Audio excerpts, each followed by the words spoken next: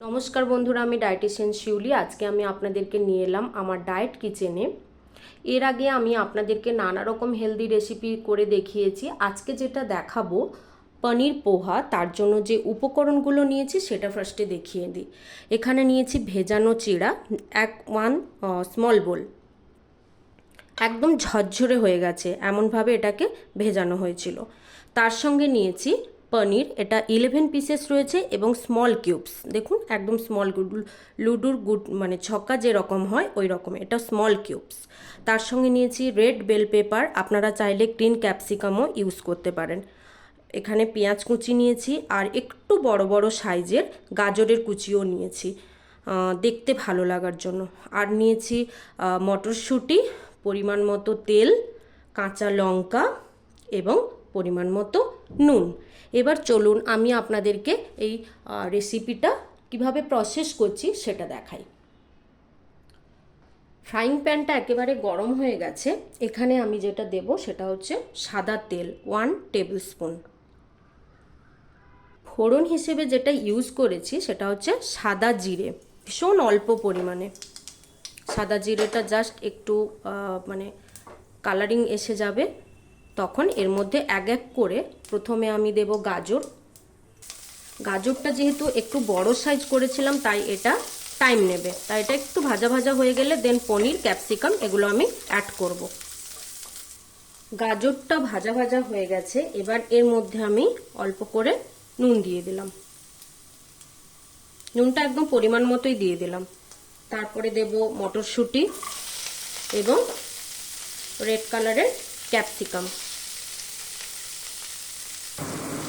এরপরে যেটা দেব সেটা হচ্ছে কাঁচা লঙ্কার কুচি, যে যেভাবে ঝাল খান সেইভাবে দেবেন। এইগুলো যখন একটু ভাজা ভাজা হয়ে যাবে তখন আমি অ্যাড করে দেব অনিয়ন। কিছুক্ষণ নাড়বো। গাজর, ক্যাপসিকাম এবং মটরশুঁটি এগুলো ভাজতে একটু সময় লাগবে, আপনারা চাইলে একটু ঢাকা দিয়ে দিয়েও ভাজতে পারেন। পনিরটা একেবারে শেষে আমি অ্যাড করব, তারপরে চিড়েটা দেব। প্রায় মিনিট দুয়েক এটাকে নাড়ানাড়ি করেছি। এরপরে এটাতে আমি অ্যাড করে দিলাম পনির। আমি যে পোর্শনটা নিয়েছি এটা প্রায় দুজনের মানে খেতে পারবেন। আর পোহা তো আপনারা জানেন ভীষণ হেলদি একটা ব্রেকফাস্ট বা ইভিনিং স্ন্যাক্স বা হতে পারে অফিসের লাঞ্চ। তো সেই রেসপেক্টে এটা হাই প্রোটিন। অ্যাকচুয়ালি আমি একটু এটা ভেজ দিয়েই দেখিয়েছি, হাই প্রোটিন ভেজ পোহা। ওটা তো ভাজাই হচ্ছে, বাট আমি আপনাদেরকে যেটা দেখাতে যাই, আমি যে পনিরটা বেসিক্যালি ইউজ করি এটা কিউব কিউব করা থাকে, আমুলের মালাই পনির। এটাতে কি হয় না, অনেক সময় যখন ছুরি টুরি দিয়ে আমরা পনিরটা কাটতে যাই তখন খুব মানে আলাদাভাবে ভেঙে যেতে পারে, বাট এটা যেহেতু কিউব করাই থাকে তো রান্নার ক্ষেত্রে ভীষণ হেল্পফুল হয়ে ওঠে। দেখতেই পাচ্ছেন এটা পুরো ভাজা ভাজা হয়ে গেছে। এরপরে এটার মধ্যে আমি চিড়া অ্যাড করে দিলাম। জাস্ট সি, পোহার কালারটা শুধু একবার দেখুন, দারুণ দেখতে হয়েছে। বাচ্চা থেকে বয়স্ক সবাই খেতে এটা ভীষণভাবে পছন্দ করবে যদি একটু কালারিং এরকম আপনি ক্যাপসিকাম দেন এর মধ্যে।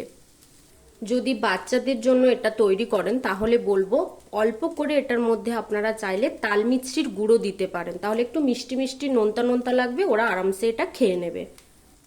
একটা জিনিস নোটিস করেছেন, পোহাটা কিন্তু একেবারে ঝরঝরে হয়ে গেছে, কোনো চিড়ে কারোর গায়ে কেউ কিন্তু লেগে নেই।